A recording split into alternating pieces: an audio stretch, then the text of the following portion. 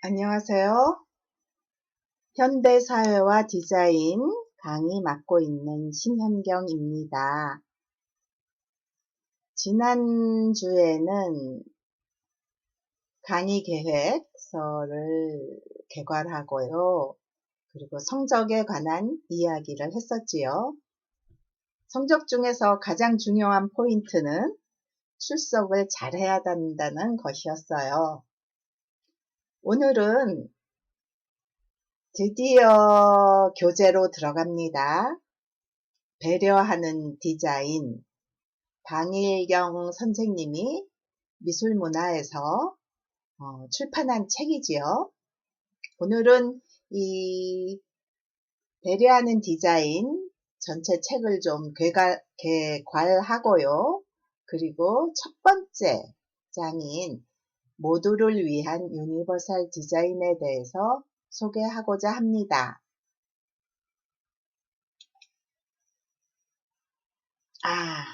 이거를 미리 가지 못했죠. 자,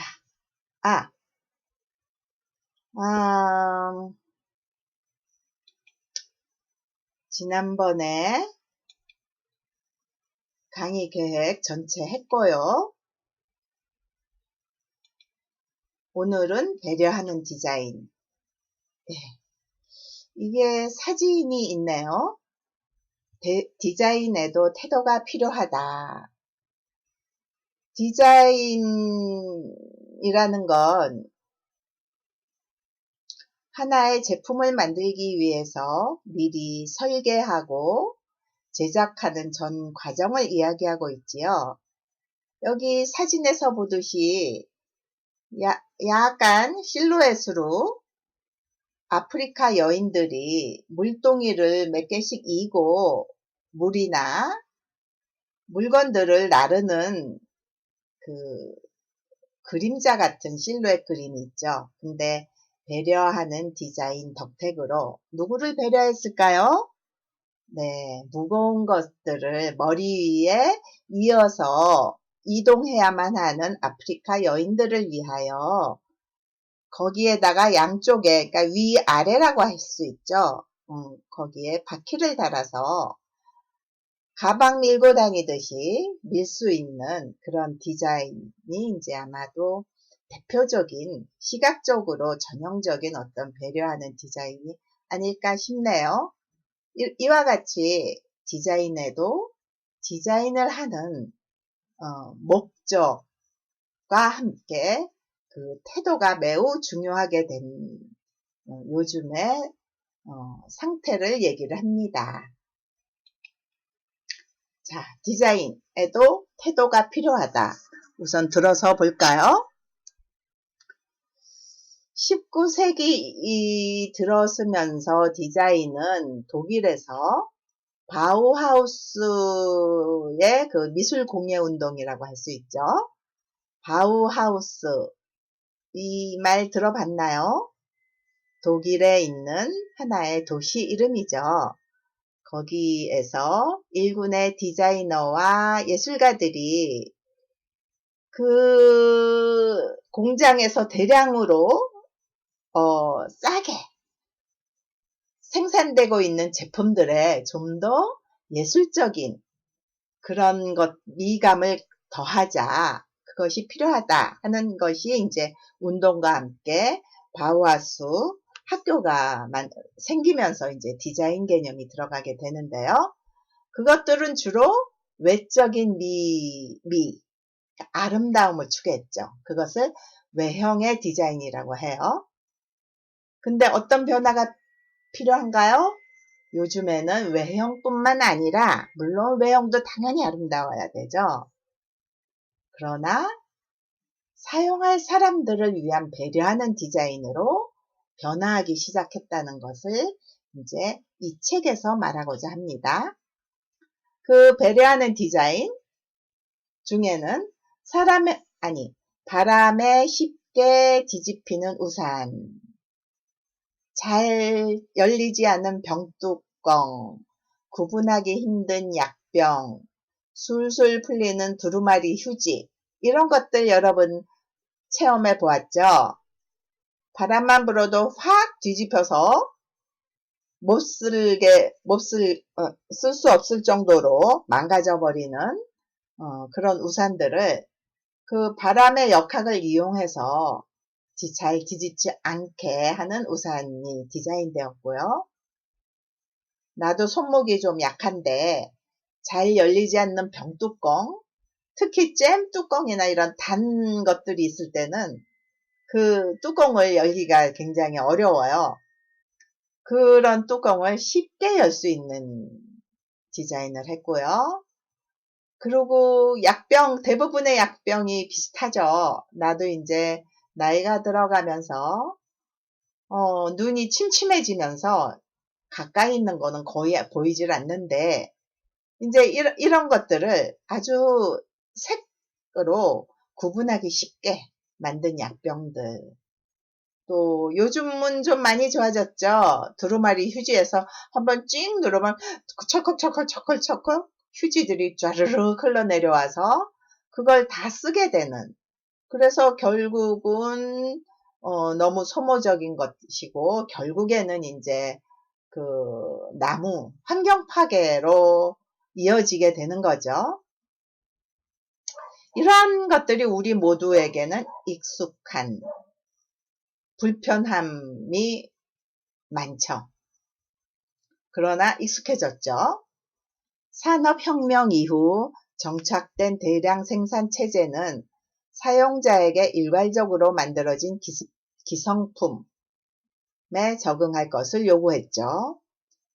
효율성과 편리함을 최우선적으로 고려하는 사회적 분위기, 거기에 이제 효율성이라는 건 좀 더 가격이 싸게, 그리고 빨리, 그리고 편리하게, 그것이 이제 최우선적으로 고려하는 사회적 분위기 때문에 평균에 미치지 못하는 사용자를 배제하였죠. 그래서 그것과 함께 극심한 환경 파괴를 낳았습니다. 나 같은 경우는 의자죠. 공공 장소에서의 의자, 공공 운반 차량에서의 의자, 비행기. 나는 좀 다리가 짧은 편인가 봐요. 물론 비행기를 오래 타기도 해서 여행을 많이 하기 때문에. 그리고 집이 서울이라 기차도 오래 타기도 하고, 그러면서 점점 의자들이 내 종아리에는 굉장히 높다는 것을 인식하죠. 다리가 매우 불편하고 붓기 시작합니다. 그런데 어느 날 보니까 KTX 아마 저쪽 호남선 쪽으로 가는 KTX일 거예요. 요즘 고속버스도 이제 그런 시스템이 잘 돼 있는 그 특별 전용이라 그래야 되나? 그런 버스도 생기긴 했는데, 이 의자의 높낮이를 조절할 수 있는 그런 것들이 사용자를 배려하는 거죠. 자, 이 책은 배려하는 디자인을 3가지 카테고리로 이제 나누고 있는데요. 첫 번째가 인간적인, 그리고 두 번째가 우호적인, 될수록이면 인간에 의한 인간의 디자인이죠. 그래서 인간적인. 근데 인간적이긴 하지만 서로를 배려하는 우호적인, 그리고 인간끼리의 관계뿐만 아니라 자연, 우리가 보는 모든 것들을 아우르는 그런 생태적인 그런 것이 이제 현대 디자인의 키워드인 태도에 있다고 합니다. 그러니까 디자인에서 있어서 근대와 현대, 디자인이 처음 시작되었던 근대와 현대에는 많은 변화가 있었던 거죠. 근대의 바우하우스를 기점으로 하는 그 외형적인 아름다움을 향한 그런 디자인은 요 배려하는 디자인을 하고 나서 다룰 예정입니다. 태도가 결여된 디자인, 이게 이제 근대 디자인을 말하는 거죠. 우리 사회에 미치는 손실은 생각보다 매우 크죠. 여러분, 태도가 결여된 디자인 어떤 걸 생각할 수 있을까요? 아마도 지난번 그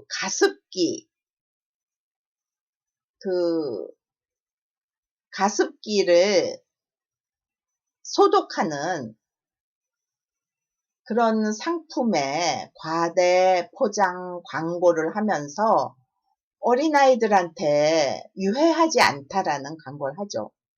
그러나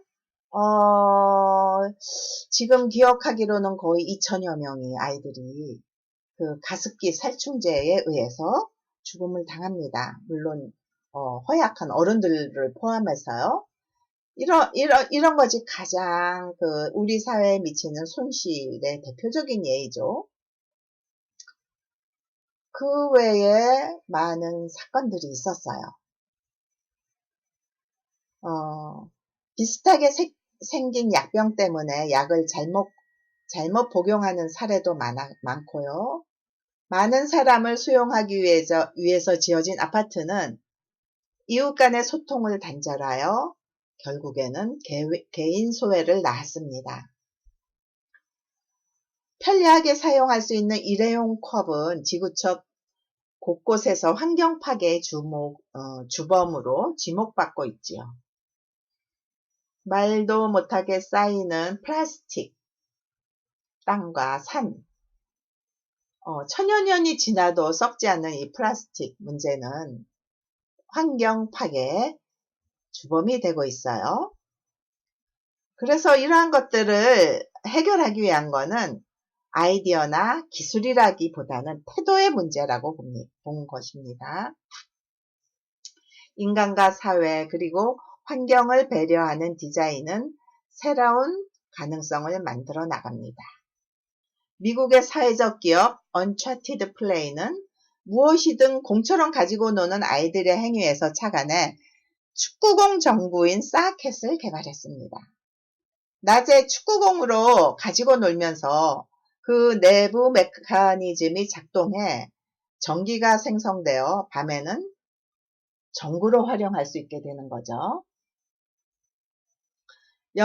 영국의 스타트업인 컵클럽은 다회용 컵 테이크아웃 시스템을 구축해 일회용 컵 사용량을 획기적으로 줄였습니다.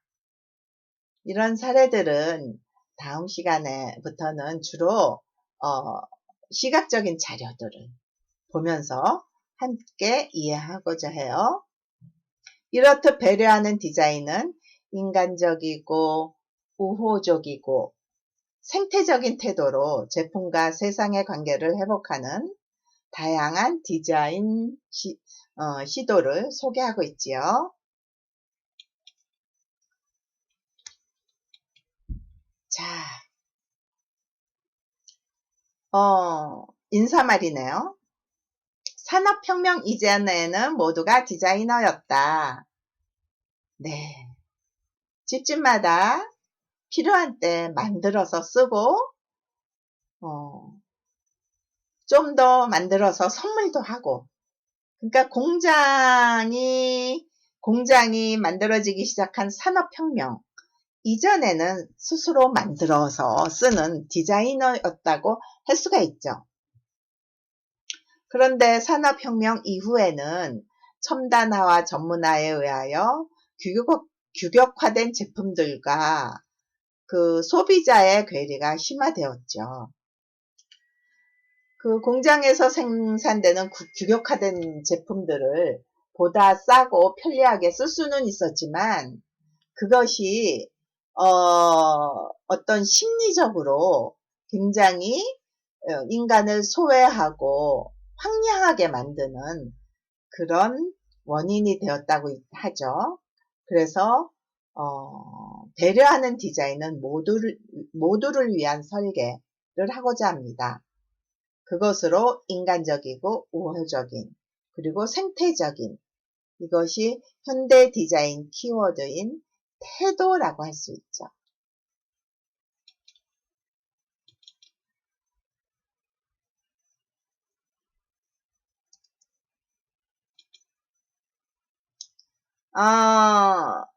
인간적인 것은 일단 나중에 하고요. 지금 우호적인 것의 차례를 설명해 줄게요. 우호적인 디자인은 모두의 일상에 스며드는 공공 디자인을 첫 번째 챕터에 두었습니다. 그래서 예를 들어서 공공 디자인 속에는 무엇이 들어가 있을까요? 우리 시민들이 함께 쓰는 디자인을 얘기하겠죠. 가로등도 있을 것이고 쓰레기통 이런 것들을 있을 것이에요. 근데 이것이 물론 산업혁명 시기에는 좀 더 싸고 그리고 만들기 편하게 그러나 아무 미적 감각이 없는 그런 가로등과 쓰레기통이 있었지만 그것을 예술적인 어떤 미감을 더해서 디자인을 만들죠. 그러면서 시민의 일상을 예술로 만듭니다. 그리고 하나의 도시는 브랜드가 되죠. 기업 브랜드가 중요하고 우리 대학 영산대학교도 브랜드가 중요하죠. YGU라는 브랜드를 가지고 아마 주황색이 좀 기초색인 것 같아요. 그것을 보면 어떤 그냥 영산대학교라기보다는 하나의 이미지를 가지고 영산대학교를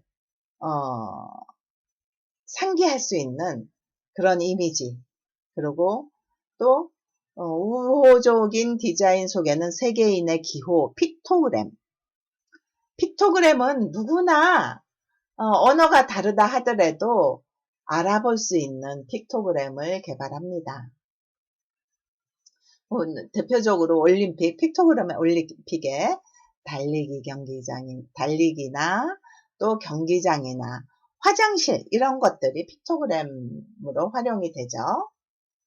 시대를 읽는 픽토그램도 다루고 있습니다. 시대마다 픽토그램의 유형이 바뀌어왔다는 거죠. 자, 두 번째 우호적인 디자인에는 도시의 재발견, 그래서 도시재생 디자인이 들어 있습니다. 하나의 도시가 아름다움을 체험하는 미술관처럼 그랬을 때 관광객들도 많이 모이고 그러면서도 그 도시 속에서 살고 있는 사람들의 삶도 좀 더 편안하고 또 우호적으로 된다는 거죠. 근데 이거는 과거 위에 현대를 세웁니다. 과거의 어떤 전통적인 모습을 딱 깔아뭉개고 새로운 콘크리트 아파트를 세우려는 것이 아니라 과거에 살았던 삶과 그 환경과 이런 것들을 유지하면서 좀 더 재생하는 그런 쪽으로 가는 게 배려하는 디자인이라고 할 수 있어요. 그래서 도시의 생명은 사람으로부터 그곳에 살고 있는 사람으로부터 그 사람을 위한 그런 디자인을 보여주는 예를 우리는 함께 볼 예정입니다. 자, 세 번째는 현대사회와 관계 맺기. 이것을 커뮤니티 디자인이라고 합니다.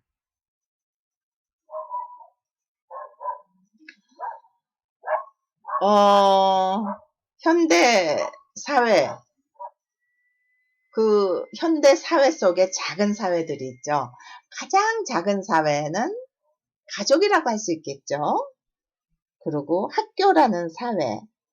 여러분이 직접 겪어볼 수 있는 사회가 아마도 여러분이 아르바이트를 하고 있다면 그 직장에서의 관계 이런 것들을 하나의 커뮤니티 디자인은 단절해서 소통으로 가게 합니다.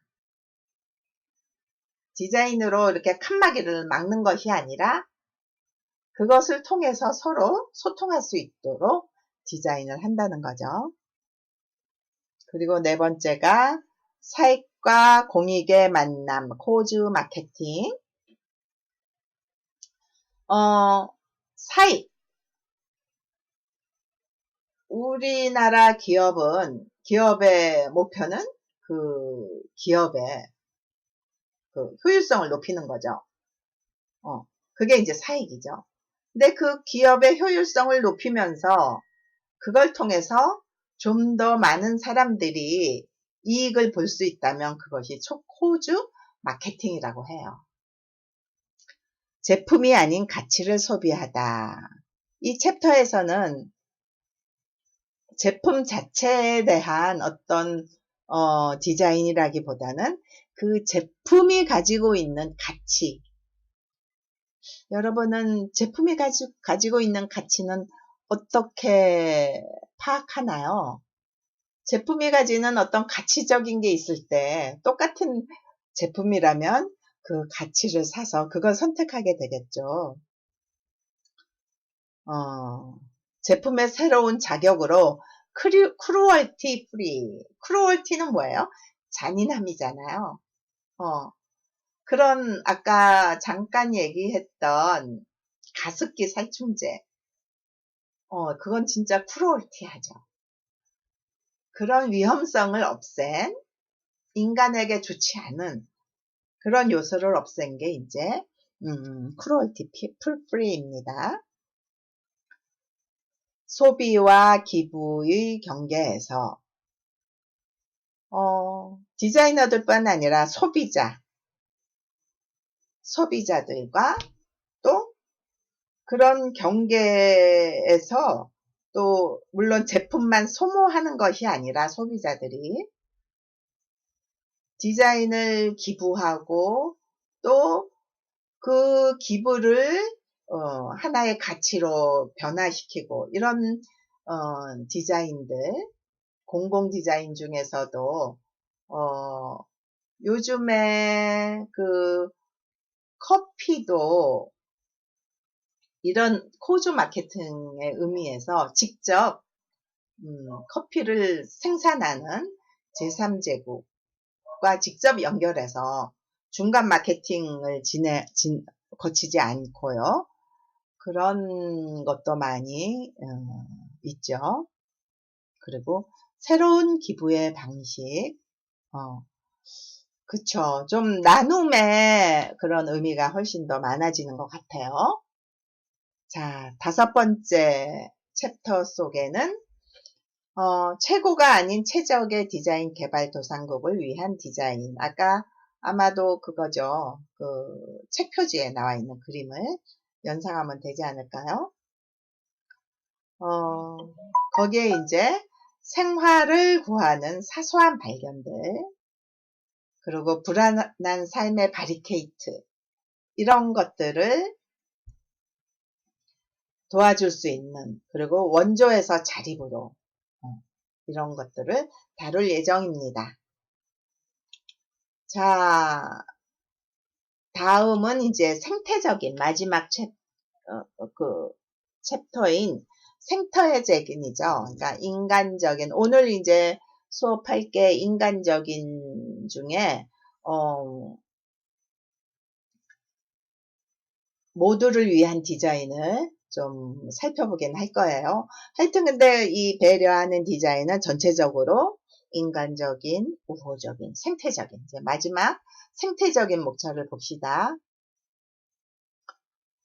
물건에 대한 새로운 성찰, 에코 디자인. 에코라는 건 뭐예요? 생태죠. 생태라는 건 무엇일까요? 모든 것이 연결되어 있다고 생각하는 거죠. 자, 그 중에 이제 플라스틱 지구. 예. 지구 전체가 썩지 않는 이 플라스틱, 쌓여있는 플라스틱으로 곳곳에서 몸살을 앓고 있죠. 근데 이 플라스틱, 처음에 플라스틱이 만들어졌을 때는 이것이 굉장히 편리했죠. 그러나 지금은 쓰레기 문제가 커지고 있습니다. 그래서 될수록이면 쓰지 않을 수 있는 그런 디자인들이 나오기 시작합니다. 재활용을 하거나 또는 그 플라스틱 외의 재료를 쓰는 거죠. 플라스틱 버리지 않을 수 있다. 플라스틱을 버리지 않고 재활용하고 또는 업사이클링하고, 그러니까 새로운 것들을 만들어내는 그런 디자인을 우리가 볼 예정이에요. 그리고 이제 두 번째 챕터로는 제품의 두 번째 이야기, 리사이클과 업사이클. 리사이클과 업사이클. 리사이클은 이제 플라스틱을 다시 재활용하는 거고요. 업사이클은 그것을 또 새로운 제품의 창출, 활용해서 새로운 제품으로 만들었을 때 업사이클링이라고 합니다. 사용 후 디자인을 하다. 그러니까 플라스틱 병을 사용하고 나서 그것을 어떻게 버리고 어떻게 다시 리사이클과 업사이클 할 것인가, 그 전체 과정까지를 다 디자인하는 것이 아마도 배려하는 디자인 중에 생태적인 디자인을 말합니다. 버려진 것도 새로워질 수 있다. 그리고 쓰레기로만 할 수 있는 예술.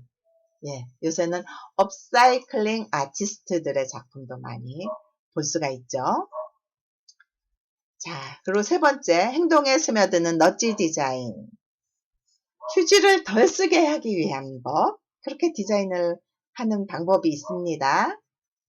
죄책감을 느끼게 하도록, 요 버튼을 누르면 너무 전기가 많이 나갈 거야. 이렇게 시각적으로 얘기해주는 디자인도 있죠. 자동차는 편리하지만 많은 공기 오염을 낳고 있죠. 그래서 그런 것을 행동을 변하게 하는 그런 디자인들을 우리는 함께 볼 예정이에요. 네 번째가 근본적인 문제 해결, 제로 디자인.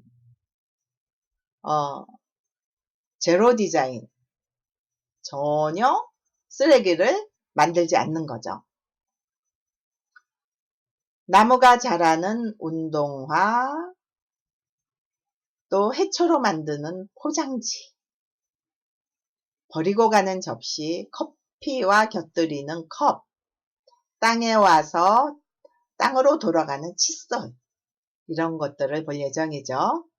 마지막입니다. 새로운 문화를 제시하는 슬로우 디자인.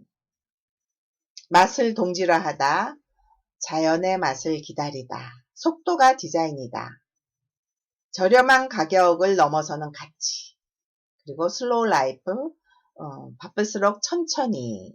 그래서 슬로우 시티의 사례와 기꺼이 기다리는 삶. 함께 걸어볼까요? 이런 이제 도시 문화에 대한 예들을 볼 예정입니다. 잠깐 쉬고, 맞아. 유니버설 디자인이라고 그러죠. 그러니까 인간적인 디자인에서 유니버설 디자인, 그것을 좀 볼 예정입니다.